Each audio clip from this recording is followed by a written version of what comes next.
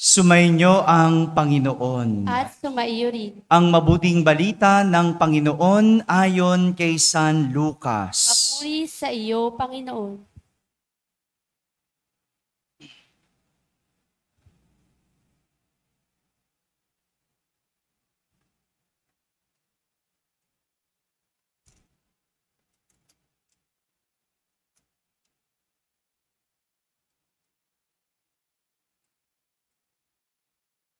Hindi nagtagal at si Maria ay nagmamadaling pumunta sa isang bayan sa kaburulan ng Huda. Pagdating sa bahay ni Zacarias, binati niya si Elizabeth. Nang marinig ni Elizabeth ang bati ni Maria, naggagalaw ang sanggol sa kanyang tiyan. Napuspos ng Espiritu Santo si Elizabeth at buong galak na sinabi, "Pinagpala ka sa mga babae at pinagpala rin ang dinadala mo sa iyong sinapupunan. Sino ako upang dalawin ng ina ng aking Panginoon? Sapagkat pagkarinig ko ng iyong bati ay naggagalaw sa tuwa ang sanggol sa aking tiyan. Mapalad ka sapagkat nanalig kang matutupad ang ipinasasabi sa iyo ng Panginoon." Mga kapatid, ang mabuting balita ng Panginoon. Pinupuri ka namin, Panginoong Hesukristo. Magsiupo ang lahat at makinig sa homilya. Isang magandang gabi po sa inyong lahat. Pakibati naman ang katabi ng magandang gabi. Yan, magandang gabi rin sa mga nasa balcony, yung nasa labas po dyan. Kaway nga kung naririnig po ako, malinaw po bang aking boses? Magandang gabi po sa inyong lahat dyan. Dito naman sa ating orkestra, malinaw po ba? Magandang gabi rin po sa inyo, sa lahat ng ating mga nasa barangay na nakakapakinig ng ating banal na misa, sa lahat ng nasa tahanan, na nagsisimba via online, sa lahat ng nasa abroad, isang magandang araw po sa inyong lahat. Kasama kayo sa aming pagdiriwang ng banal na misa dito sa ating parokya. Ika-7 simbang gabi. Tama po ba yung pagbibilang ko? Ika-7 na. Kasi litong-lito na rin ako eh. No? Kasi kung ika-7 na, ika-15 ko na, ika-16 ko na ito. Ay, hindi, ika-13. Kasi bukas yung aking ika-14, no? Litong-lito na rin ako sa pagbibilang. Tama ba, macho? Okay, tama. Ika-13, no? Naka-7 na po ba kayo? Naka-6? Naka-5? May naka-4? Sana po, no, habol pa po kayo. No, pwede pa, wala namang binibilang pa ang Diyos. Pero, siyam ang simbang gabi. No? Siyam.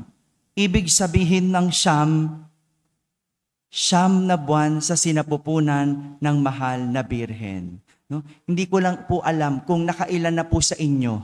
No? Kung 6 lang yan, kapos yan. Ha? Malinaw? Kung 8 lang yan, kapos pa din yan. Kulang sa buwan. No? Malinaw? Bahala na kayo kung anong Jesus ang sisilang sa Pasko. Pero nais kong simulan ang ating pagninilay sa isang kwento. At ang aking kwento sa araw na ito o sa gabing ito ay tungkol sa 2 matalik na magkaibigan na ang pangalan ay Marco at Miko, na minsan naglakad sa disyerto. Sa haba ng lakarin, kakaunti na lang ang tubig na dala-dala ng magkaibigan. Siguro habang naglalakad, inom ng inom. Kasi ang init-init sa disyerto. Kaya sa haba ng kanilang paglalakbay, kaunti na lang ang natirang tubig.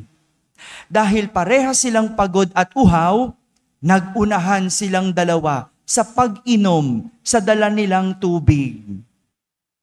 Ngunit imbes na nakainom ang magkaibigan, natapon ang tubig. Kasi nag-aagawan. At dahil natapon ang tubig, nasayang ito. Kaya sinuntok ni Miko si Marco at natumba si Marco. Habang nakadapa sa buhanginan, sinulat ni Marco sa buhangin, ngayong araw na ito, sinuntok ako ng kaibigan ko. Nagpatuloy sa paglakad ang dalawang matalik na magkaibigan. Dahil magkagalit, naunang maglakad si Miko habang nahuli naman si Marco. Nang makakita ang magkaibigan ng isang oasis. Alam niyo po kung anong isang oasis? Hello? Hindi po? Ang oasis, yung body of water sa isang disyerto. Yung biglang merong tubig, no, sa disyerto. No? Tawag doon oasis. No? Nung makakita sila ng tubig, dali-daling tumakbo ang magkaibigan at lumusong sa tubig. Dahil uhaw at init na init ang magkatalik na kaibigan. Matalik na magkaibigan. No? Mali pala yung word ko, sorry. Matalik na magkaibigan. No? Lumublob ang dalawa. No? Uminom, naligot, nagpalamig. Ngunit, hindi napansin ni Marco na malalim ang tubig. Kaya, siya ay nagsimulang lumubog. Hindi pala marunong lumangoy si Marco. At nang makita ni Miko na lumulubog si Marco, lumangoy ito palapit sa kanya at sinagip ang kaibigan.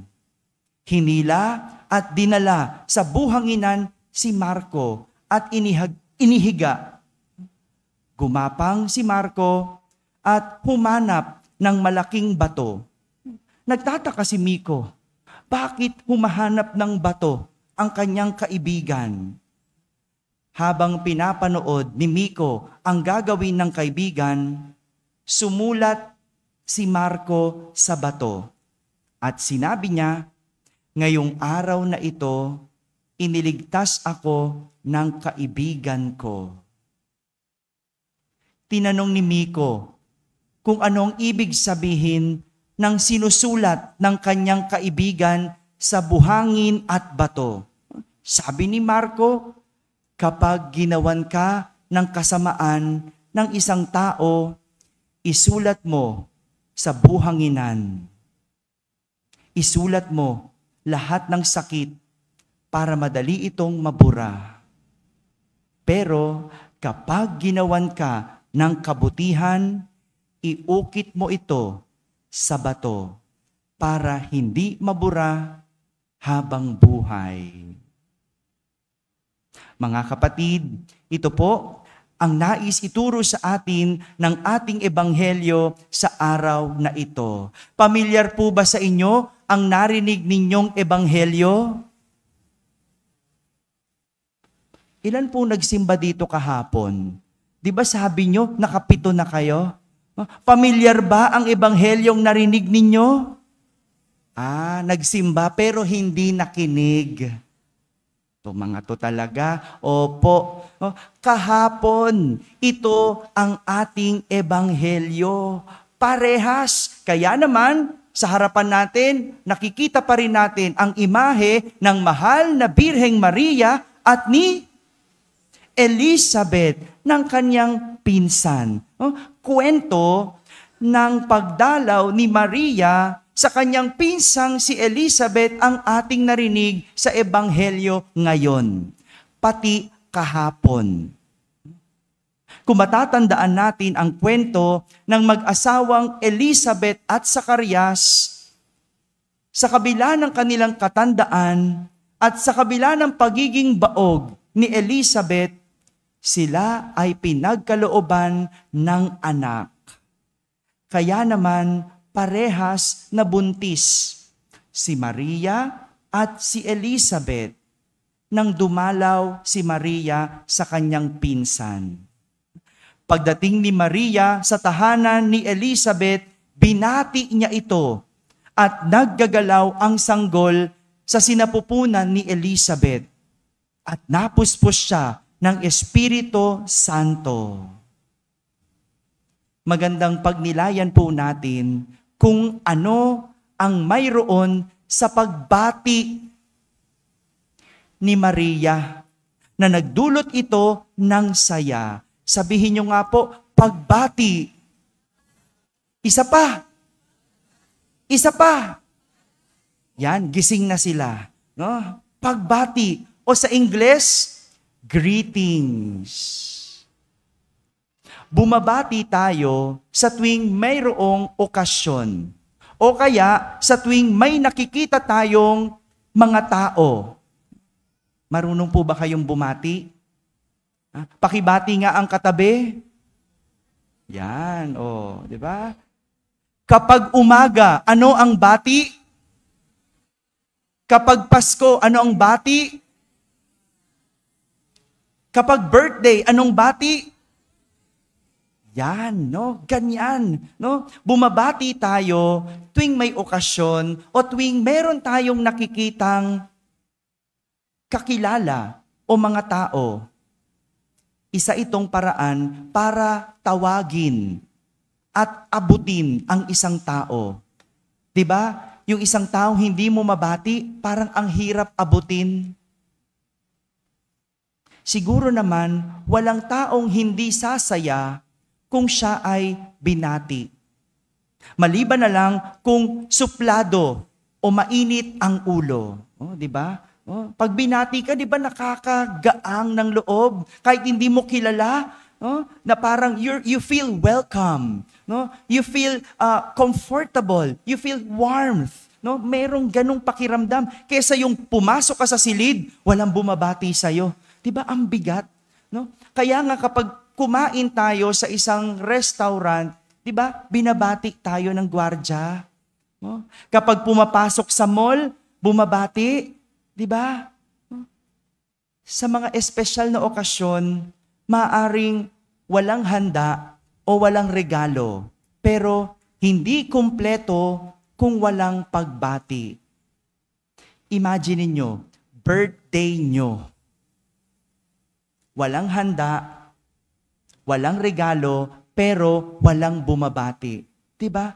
Ang weird. At parang ang sakit noon, nung wala man lang makaalala sa iyo. O meron naman, may regalo ka, pero hindi ka binabati. Ano mas gusto nyo? Regalo na lang, di ba? Kesa naman pagbati. Ganon, di ba? Pero di ba, yung pagbati, iba yung nadudulot na saya. May gastos ba sa pagbati? Wala. Wala. Libre. Pero marami sa atin, hindi makabati. Hindi marunong bumati.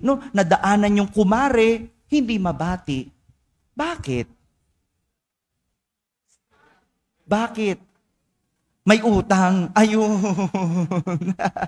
Nabuko. Diba? Imagine niyo ang taong hindi marunong bumati, walang sayang kayang ibigay. At ito yung ikalawang klase ng bati na tinuturo sa atin. Yung kanina, pagbati. Yung pangalawa, pagbati. Sabihin nyo nga, pagbati. Sa Ingles, to make peace. Isa pang klase ng pagbati kung saan nagdadala ng kapayapaan sa isang tao.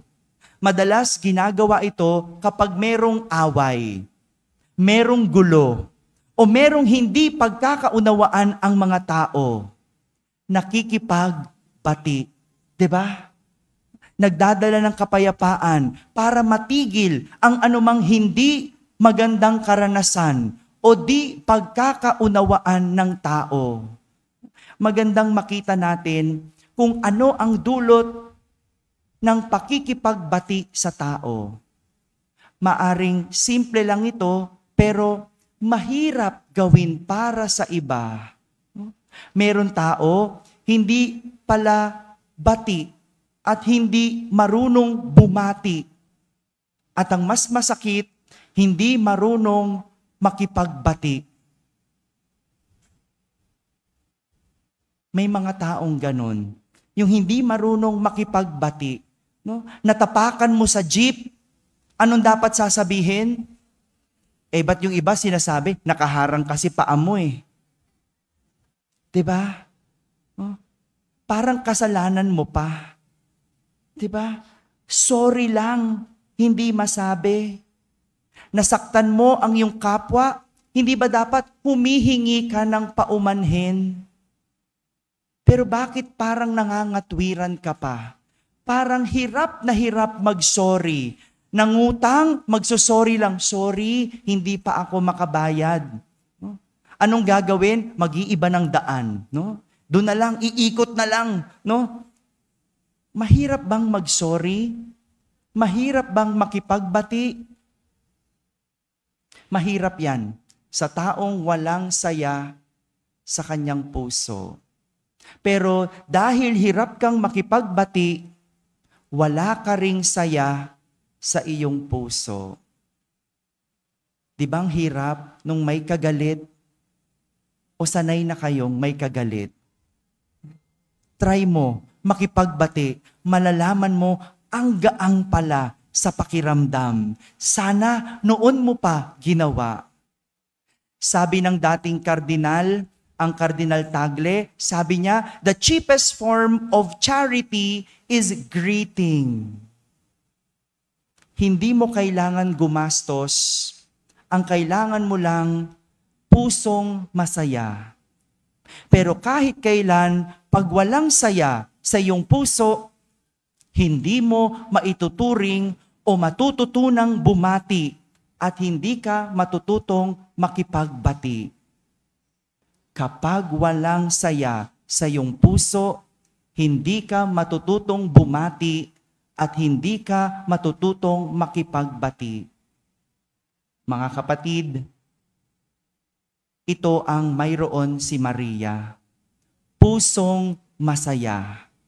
Kahit na may pinagdadaanan, kahit na may sariling alalahanin, hindi ito naging dahilan para mawalan ng saya ang kanyang puso. Ito ang magandang regalo natin sa ating mga sarili ngayong Pasko. Lalo na sa mga may kagalit. Ang irigalo sa iyong sarili ngayong Pasko, isang puso na puno ng saya.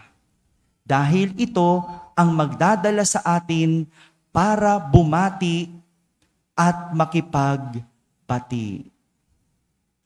Amen. Amen.